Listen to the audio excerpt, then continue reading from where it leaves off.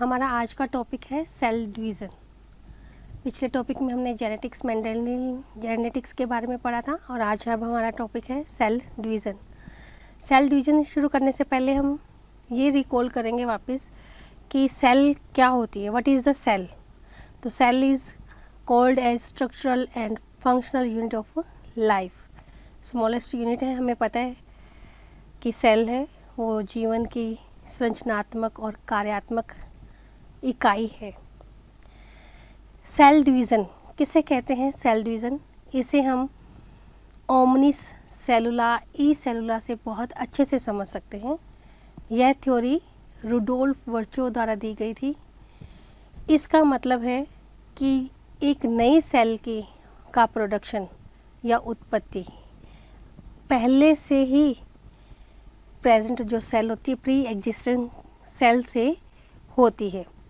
इसे cell division कहा जाता है। ये 3 तरह के होते हैं। टाइप्स ऑफ सेल डिवीज़न की बात करें कि एक सेल से एक नई सेल का बनना किन किन मेथड से या किस किस प्रोसेस से होता है, तो टाइप्स ऑफ सेल डिवीज़न में आ जाएगा। टाइप्स ऑफ सेल डिवीज़न में हम बात करेंगे, वैसे बेसिकली 3 टाइप्स है। सबसे पहला amitosis, second one is mitosis and third one is meiosis. First amitosis. Amitosis की जो खोज है या डिस्कवरी है वो रॉबर्ट रेमेक ने की थी चिकन एम्ब्रियो की आरबीसी में। उन्होंने इन्हें ढूंढा था। इसे एमाइटोसिस क्यों कहते हैं? ये ट्रू सेल डिवीज़न नहीं होता क्योंकि इसमें सेल डिवीज़न प्रोसेस में ना तो स्पिंडल फॉर्मेशन होता है, स्पिंडल फॉर्मेशन नहीं होता है, ना ही टिपिकल क्रोमोसोम्स का पार्टिसिपेशन होता है इसमें। इन सब के बिना ही जो न्यूक्लियर डिवीज़न है वो हो जाता है। इसलिए इस डिवीज़न को एमाइटोसिस डिवीज़न कहते हैं। और एमाइटोसिस डिवीज़न भी 2 मेथड से होते हैं। फर्स्ट इज़ बडिंग, जो कि ईस्ट में मिलता है। ईस्ट इज़ ए फंगस, हम सब जानते हैं, और ईस्ट को बेकरी या फर्मेंटेशन इंडस्ट्री में भी बहुत ही यूज़ किया जाता है। सेकेंड वन इज़ फिशन, टुकड़े हो जाना, और एग्जाम्पल है ब्लू ग्रीन एल्गी, माइकोप्लाज्मा और बैक्टीरिया। अब देखिए ये कैसे होता है। इसे हमने डायग्रामेटिकली रिप्रेजेंट कर रखा है, सेल दिखा रखी है, कैसे सेल में सेलुलर प्रोटोप्लास्ट और ये न्यूक्लियर पोर्शन है वो इलॉन्गेटेड होकर 2 डॉटर सेल में कन्वर्ट हो जाते हैं। Second one most important is mitosis division. Mitosis name है जो वो ये name coined by Flemming. Flemming ने माइटोसिस वर्ड दिया था या माइटोसिस नेम दिया था 1852 में। चूँकि आपके सिलेबस में हमें इतनी इसकी फेजेस के बारे में डिस्कस नहीं करना है, स्ट्रेस ज़्यादा हमारे इम्पोर्टेंस पर रहेगा। पर माइटोसिस डिवीज़न होता क्या है और इसमें कौन से कैरेक्टर्स पाए जाते हैं? माइटोसिस डिवीज़न सेल डिवीज़न में एक सेल से 2 डॉटर सेल बनती है और दोनों डॉटर सेल में जो न्यूक्लियर कंपोजिशन है, क्रोमोसोमल नंबर है, वो डिट्टो पेरेंट के बराबर होते हैं।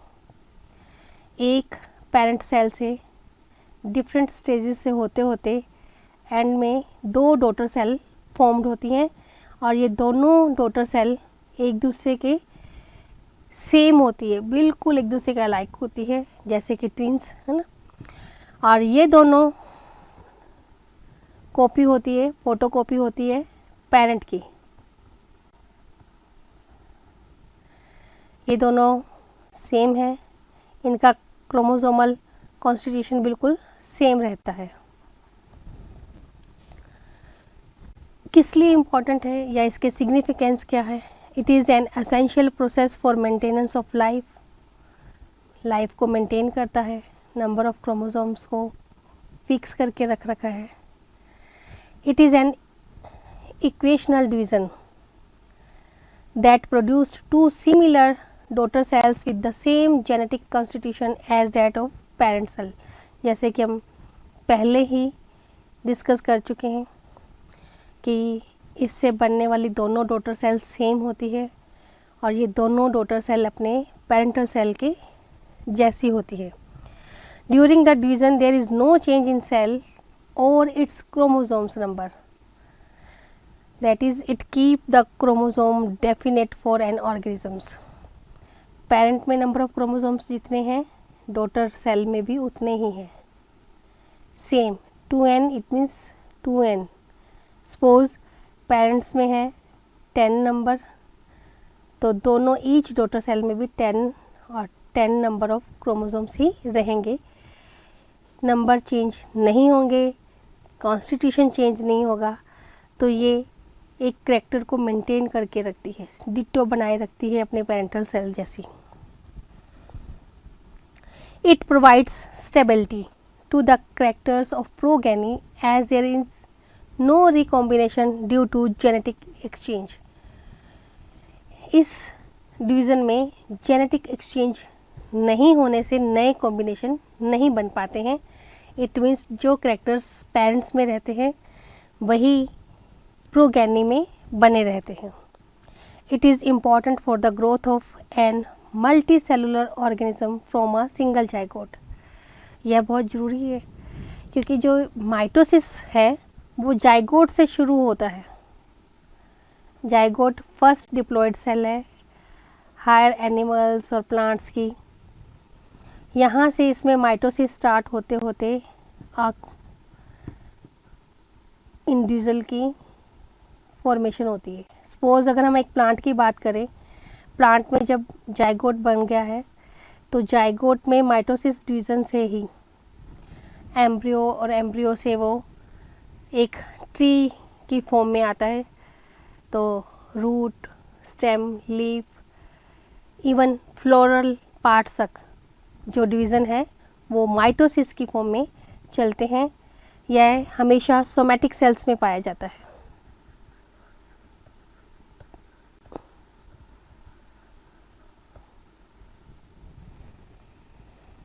सोमैटिक सेल्स में ये होता है। तो जाइगोट से लेकर एक अडल्ट बनने तक, या एक हम प्लांट की बात करें तो प्लांट के जाइगोट से लेकर उसके मैच्योर होने तक, फ्लोरल फूल बनने तक माइटोसिस का प्रोसेस चलता है। इवन बीच में फिर भी चलेगा लेकिन कंटिन्यूस माइटोसिस चलता है। और फ्लोरल पार्ट में जब रिप्रोडक्टिव ऑर्गन बन जाते हैं तब रिप्रोडक्टिव ऑर्गन में गैमेट फॉर्मेशन से पहले या उस वक्त हमारा मियोसिस स्टार्ट होता है।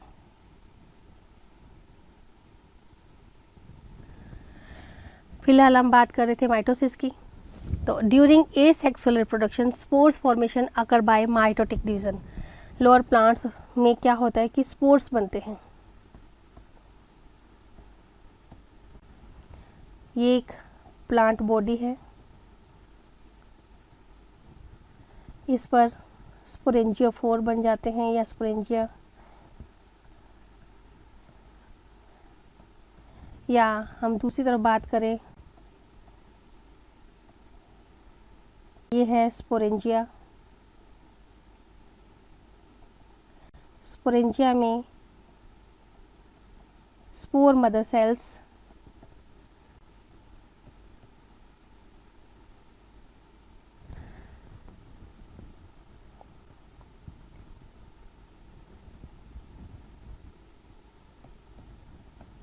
अब चूंकि इसमें सेक्सुअल रिप्रोडक्शन नहीं हो रहा है तो जो जीन का या जेनेटिक कॉन्स्टिट्यूशन है वो सेम रखना है, नंबर ऑफ क्रोमोसोम्स को सेम मेंटेन करते हुए चलना है।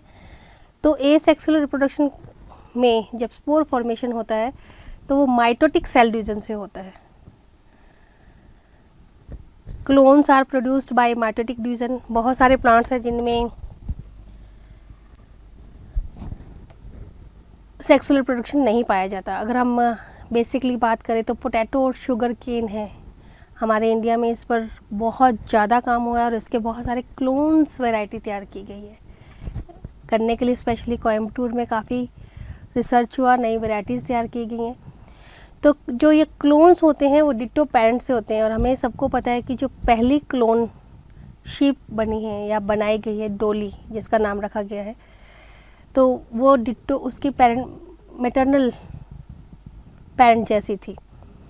तो clones are produced by mitotic division, यहाँ पर मियोसिस नहीं होता है, माइटोटिक डिवीजन से ही क्लोन तैयार किए जाते हैं। Mitosis is of universal occurrence at as it can occur in any cell having nucleus.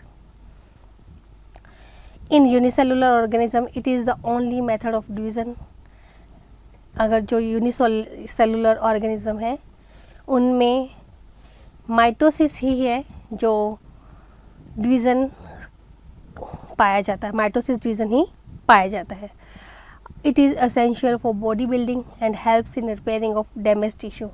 Even हमें देख लीजिए, हमारे कहीं चोट लग जाती है, कट जाता है हाथ, तो सेम स्किन आ जाती है वैसी, ये पॉसिबल है माइटोसिस के थ्रू। तो माइटोसिस है रिपेयरिंग ऑफ डैमेज टिश्यू, हमारी बॉडी में जो हो रहे हैं इंटरनल भी और एक्सटर्नल भी, और बॉडी बिल्डिंग, छोटे से बड़े जो ग्रोथ हो रही है वो सब माइटोसिस के थ्रू होती है।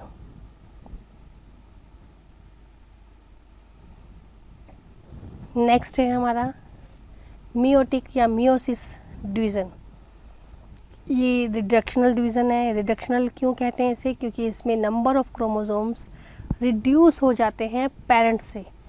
जो डॉटर सेल बनती है इस डिवीज़न के थ्रू, तो उसमें पेरेंट से नंबर ऑफ क्रोमोसोम है वो हाफ हो जाते हैं डॉटर सेल में या प्रोगेनी में। The number of chromosomes became half in order to maintain the genetic combination of an organism. और देखिए ये बहुत ज़रूरी भी हो जाता है, इस हाफ होने से ही नए कॉम्बिनेशन, जेनेटिक कॉम्बिनेशंस मिलते हैं और न्यू कैरेक्टर्स प्रोड्यूस्ड होते हैं। इससे क्या होता है, पेरेंट सेल है, क्रॉसिंग ओवर होता है, माइटोसिस में नहीं होता, इसमें होता है, ठीक है। क्रोमोसोम्स हाफ हो जाते हैं और नए कैरेक्टर्स के, आप देखिए जो कलर्स दिखा रखे हैं वो अलग अलग कॉम्बिनेशन को शो कर रहा है कैरेक्टर्स का। कहीं पर कोई कैरेक्टर ज़्यादा है, कहीं पर कोई कैरेक्टर ज़्यादा है। तो आप देख सकते हैं कलर से आपको समझाया गया है, रेड है, ब्लैक है, ब्लू है। तो अलग अलग कॉम्बिनेशन के जो प्रोगेनी है वो मिल जाती है। क्या इम्पोर्टेंस और है इसकी? Production of haploid gametes. 2n body है, जैसे हमने एक फूल की ही बात की थी, ठीक है। इस फूल में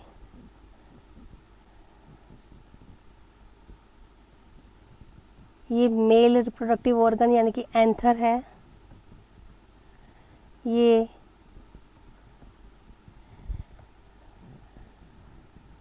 ओवरी है,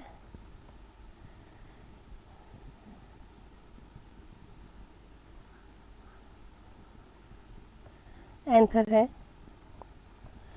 ओवरी और एंथर में ओवम बनने से पहले या एग बनने से पहले, और इधर पोलन ग्रेन या मेल, जिसे हम मेल गैमेट भी कहेंगे,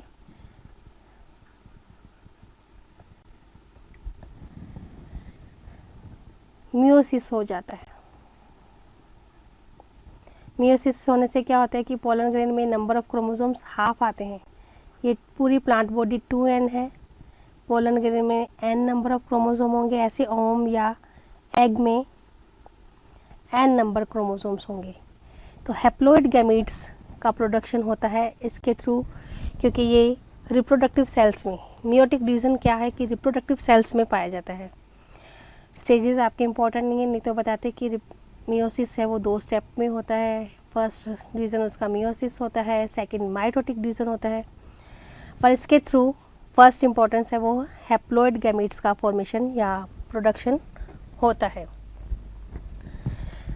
इससे क्या होगा, नंबर ऑफ क्रोमोसोम्स है ना वो हर जनरेशन में मेंटेन रहता है। इससे भी कैसे?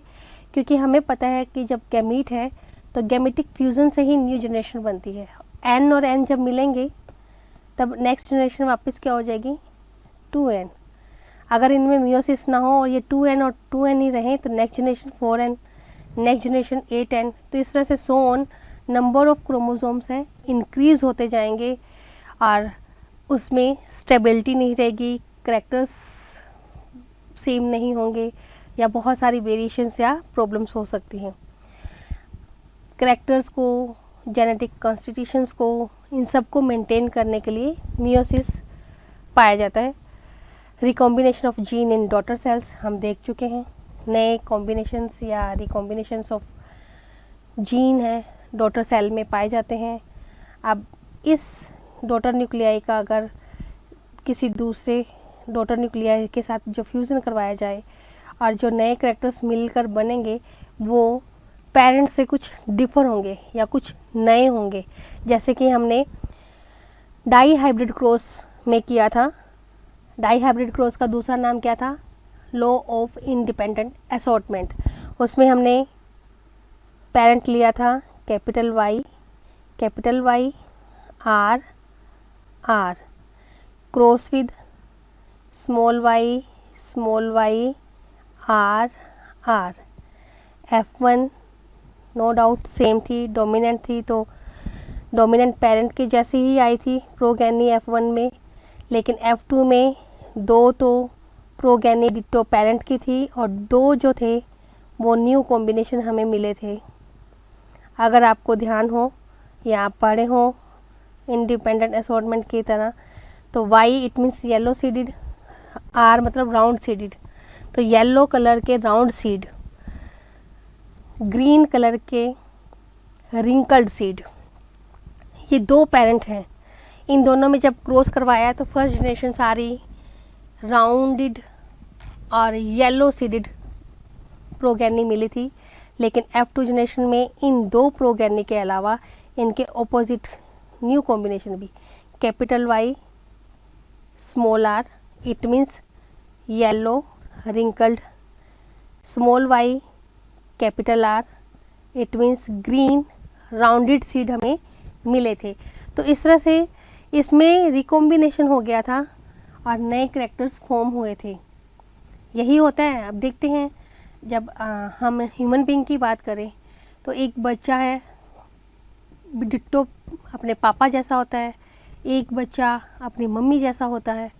तो कुछ बच्चे ऐसे होते हैं जिनमें मम्मी और पापा के दोनों कैरेक्टर्स मिलते हैं, तो कुछ ये कहते हैं कि ये तो अपनी दादी पर या ग्रैंड पेरेंट्स पर गया है या इस पर गया है, तो वो किस लिए वो अब उस वक्त एक्सप्रेस हो जाते हैं। तो ये इस तरह से क्योंकि वो जीन्स हाफ होकर, क्रोमोसोम्स है वो नंबर ऑफ क्रोमोसोम्स हाफ होकर नेक्स्ट जनरेशन तक पहुंचते हैं और हाफ दूसरी नई जनरेशन दूसरे डॉटर सेल आती है या दूसरा सेट आता है। तो जो नए प्रोगैनी मिलती है उसमें कुछ करैक्टर्स डिफ़र होते हैं या नए होते हैं, और ये किसके थ्रू होता है? ये थ्रू पॉसिबल है मियोटिक या मियोसिस डिवीज़न के। नेक्स्ट वन है linked gene in crossing over. जब मियोसिस में क्रॉसिंग ओवर होता है तो उस वक्त लिंक्ड जीन का क्या होता है? ये देखिए कैसे नए कॉम्बिनेशन बनते हैं। देखिए ये दो क्रोमोसोम्स हैं, दोनों अभी तो होमोलोगस हैं, ये इसके साथ ये इसके साथ। जब क्रॉसिंग ओवर होती है इस तरह से, और क्रॉसिंग ओवर के बाद जब इन सेपरेट होते हैं तो ये देखिए कैसे नए करैक्टर एक जनरेशन से दूसरे जनरेशन में पास हो रहे हैं। ये देखिए हमने कहा था 4 बनेंगे, है ना? तो इस तरह से ये एक और ये एक, ये दोनों आप देख रहे हैं, ये इसमें कोई कॉम्बिनेशन नहीं हुआ है, तो नॉन रिकॉम्बिनेंट क्रोमेटिड्स हैं। इसके दोनों क्रोमेटिड आपस में फ्री थे, कोई कॉम्बिनेशन इसमें नहीं हुआ। और ये दोनों आर्म्स में देखिए कॉम्बिनेशन हुआ है, ये रिकॉम्बिनेंट क्रोमेटिड्स हैं, देख रहे हैं आप। और जो लिंक्ड जीन होते हैं वो इसी तरह से साथ में चले जाते हैं। नेक्स्ट है जेनेटिक वेरिएशन। इसके लिए हम बार बार बात कर चुके हैं कि एक पेरेंट से एक करैक्टर आया है, दूसरे से दूसरा आया है, दोनों सपोज हम ए और बी लें, ठीक है, तो ए बी बन गया है। अब ए और बी में जब वापस इसका मियोसिस होगा तो 2 गैमेट्स बनेंगे, क्रॉस विद अनदर एक्स और वाई, तो ए एक्स का कॉम्बिनेशन भी हो सकता है, ए वाई का भी हो सकता है, इसी तरह से बी एक्स का भी हो सकता है और बी वाई का भी। तो नए कॉम्बिनेशंस या जेनेटिक वेरिएशंस हमें हर जनरेशन में मिलती रहती है। तो ये है आज का अब हमारा टॉपिक, यहीं पर हम जैसे विराम कर रहे हैं, सेल डिवीज़न। Thank you.